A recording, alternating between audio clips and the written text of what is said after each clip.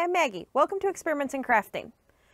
I get a lot of questions all the time about basic yarn information, and so today I'm going to be going through all of the different yarn weights and just explaining those in a little bit more detail. So just to be clear, I'm only going to be talking about yarn weights from lace weight to jumbo. I'm not going to be talking about crochet thread today. They're on a totally different scale that's completely unrelated to these. So if you're looking for information about thread, that would be a different video. One of the things that's important to explain up front is that yarn weights are sort of a gradient or a spectrum, and not all yarns fit perfectly into their category. Sometimes a yarn is in between two categories on the spectrum, and a company just has to pick one or the other, and they don't always fit perfectly. So I'll sort of explain that as I go along, but just keep that in mind as we're working through all of these yarn categories. Starting on this end of the spectrum, I have a zero or lace weight yarn. Lace weight yarns are not very common in big box stores, so Michael's, Joann, they don't carry a lot of lace weight, but in the indie dyed yarns, you can find lace weight relatively easily. Lace weight, because it's on the edge of the spectrum, it gets all of the tiniest yarns. So sometimes you'll hear lace weight referred to as cobweb yarn, and they're really just referring to the ultra thinnest lace weight yarns because it's sort of an all-encompassing category. So anything super tiny, even as you get tinier and tinier and tinier, all have to just fit in the category of lace weight. Lace weight yarns are pretty much only used for open, airy shawls. I have been trying to think of another use for them, and I can't come up with any other common use for a lace weight yarn. The next category is number one or superfine yarns. These yarns are often referred to as fingering weight or sock weight. They're pretty difficult to find in big box stores. Occasionally you can find a brand of wool-free sock yarn called Crochet, I think, but they're really not all that easy to find. There are a few recent yarns that have come out. So this It's a Wrap Sprinkles is labeled as a number one, but if you actually go on Red Heart's website, they say it's a number two. So it's probably one of those yarns that's sort of in between categories and they couldn't really decide. Similarly, Amazing Lace, which you would think would be a zero lace weight, is labeled as a number one. If you go on Ravelry, it's categorized as a light fingering. So it's actually probably between a 0 and a 1. Number one yarns are probably my favorite type of yarn. I buy a ton of indie dyed sock yarn, primarily for using for shawls, but a lot of people just use it for socks. This weight of yarn is pretty much used for socks and for shawls. There aren't a whole lot of other projects done in this weight. Occasionally cowls or headbands are done in a number one superfine yarn, but it's not as common, which is probably why you don't see it all that often in the big box stores. It's just not as commonly used. The next category is number two, fine weight yarn. This is also referred to as sport weight. Sport weight yarns are not very easy to find in stores. Again, all of these lighter weight yarns, because they're typically used for accessories, mostly shawls and socks, they're just not that common in big box stores. They are becoming more popular and more companies are starting to produce them, so that is starting to change. But up until now, it's not very easy to find these. So I have some examples here. This is just a cotton yarn that I picked up. This Ombre Life by Lion Brand is labeled a number two weight. And then I have a indie dyed sport yarn here. Again, these are really used for shawls. Sport weights start to be used more for headbands, cowls, things that you want to see your stitches really well, but you still want to be a little bit open and lacy. The next category is a number three lightweight yarn. This category is typically called DK or baby yarns. though not all baby yarns are a number 3 yarn. They obviously come in larger sizes, but it does seem to be the most typical size for yarns marketed for baby projects. Some examples in this category are Rapstar, which is a stranded yarn, Kobu, which is a pretty recent yarn from Lion Brand that's available in a lot of those household colors that I was talking about, a lot of bright colors. Cupcake, which is pretty much only available in sort of baby palette or kid-friendly palette colors. Encore DK, which is a local yarn store brand, which comes in all sorts of colors, including ones that are appropriate for adults and ones that are baby targeted. And Flicka, which is just a cotton lightweight yarn in the number 3 category. This is probably the first weight category that's readily available in big box stores. Though most of those yarns are intended for baby projects, they come in colors that are light pastels intended for baby blankets or sweaters.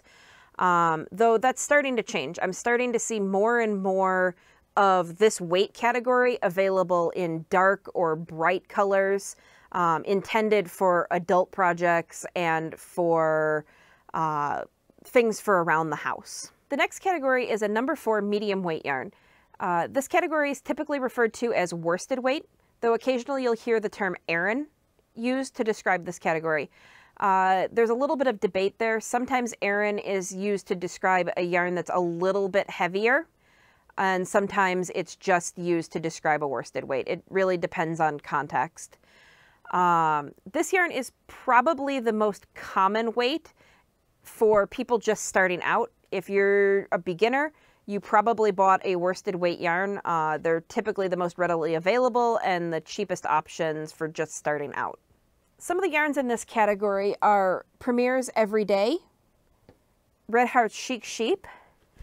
Lion Brand's Shawl in a Ball is labeled as a number 4, but if you're just looking at it and then if you sort of look into it on Ravelry, most people pretty much agree that it is not a number 4 at all. It feels very light and it feels very thin just upon looking, and you can't really trust that when you're trying to judge weight. So like I said, I always go to Ravelry and check and see what other people have to say. And the consensus is pretty much that it belongs down here in like a number 3 weight. Some people even say it works up even smaller than that. And then I have Red Heart's Hopscotch here, and it's also labeled as a number 4, but I really think it's probably closer to a number 5.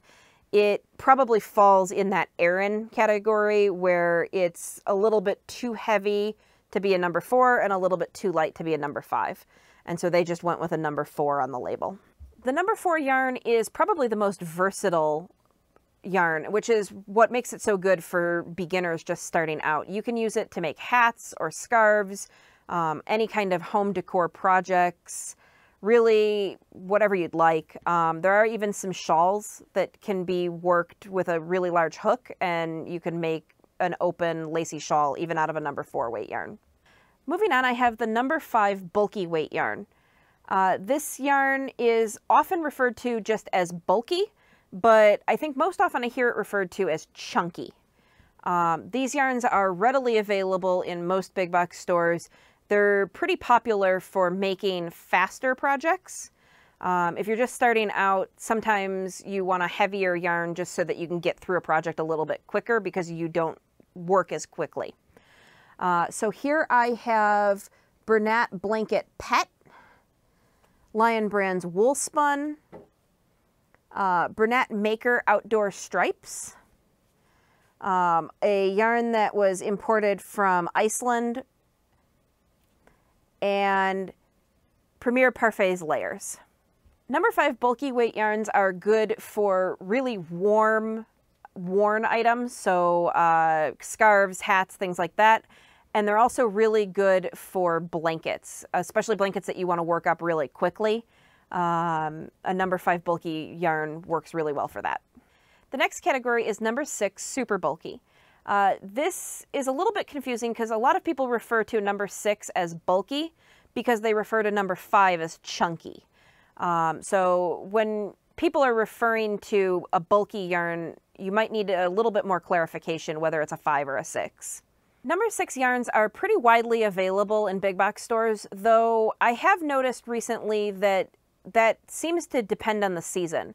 So around here, they're pretty widely available all fall and all winter, but come January, it seems like they get rid of all of them and just stock mostly number 4 and number 3 weight yarns. Some examples of a number 6 weight yarn are Loops and Threads Charisma, Mandala Thick and Quick, Baby Bee Adorable, and Bernat Blanket, just regular old Bernat Blanket. These yarns are typically used for hats and cowls that you want to be extra thick and snuggly, as well as blankets that you want to work up really quickly. The final category is a number 7 jumbo yarn. And this category is a relatively new category, and not all yarn companies are using it. So some yarn companies just lump all of their giant yarns into the number 6 super bulky. And some of them are starting to label them as a number 7 jumbo. And I think a lot of the reason for that is because the super gigantic yarns are becoming more and more popular.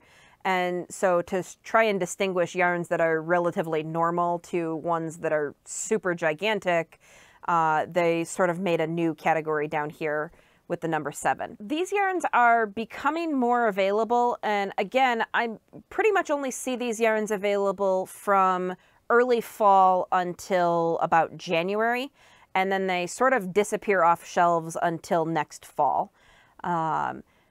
Pretty much the only yarns that I have in this weight category are Bernat Blanket Extra and Red Heart Pompadoodle. Pompadoodle's a pretty weird yarn. It's got these thin sections and then these giant puff balls. And so it works up like a number 7 or like a gigantic yarn. These yarns are pretty much only used for home decor items and blankets. So baskets, rugs, things like that.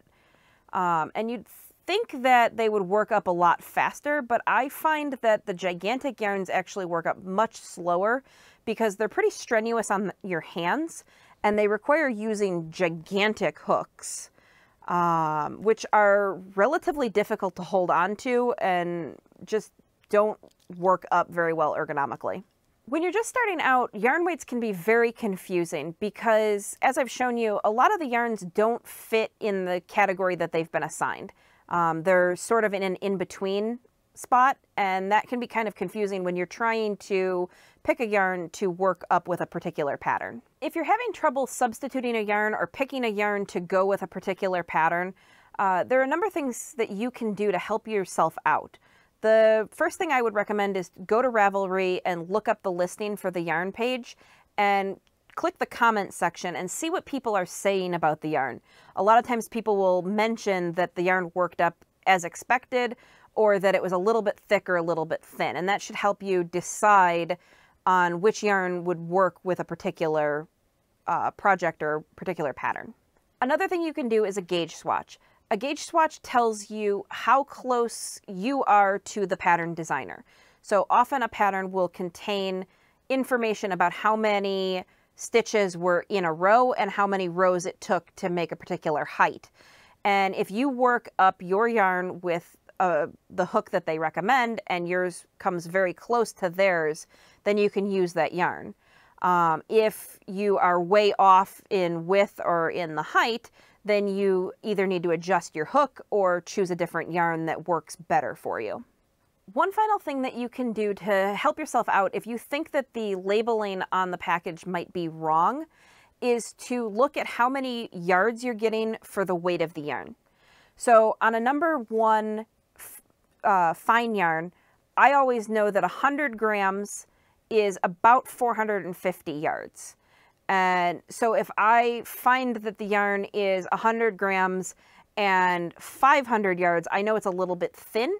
And if it's 300, I know that it's probably mislabeled because that's not enough yardage for that weight of yarn. One of the things that you can do when you're trying to substitute a yarn in a pattern is to look at the yarn that the designer used.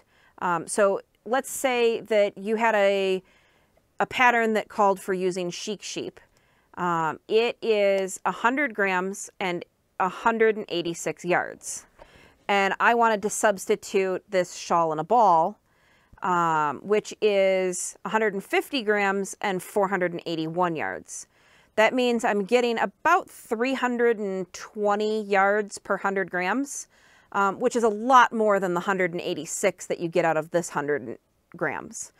So like I mentioned before, this yarn is much thinner, which you can tell because you're getting a lot more yards for the same weight.